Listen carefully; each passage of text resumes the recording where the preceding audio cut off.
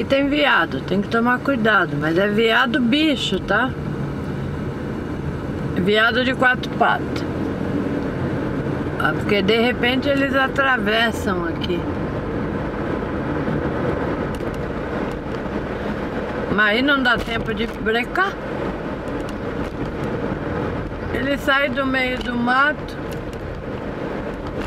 e atravessa aqui. Não dá tempo.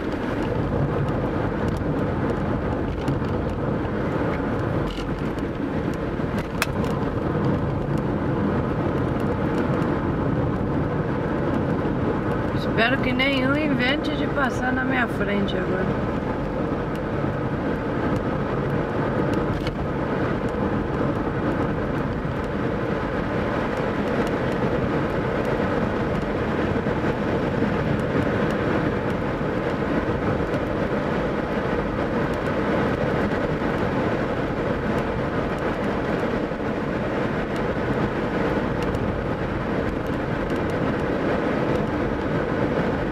Aí aqui também.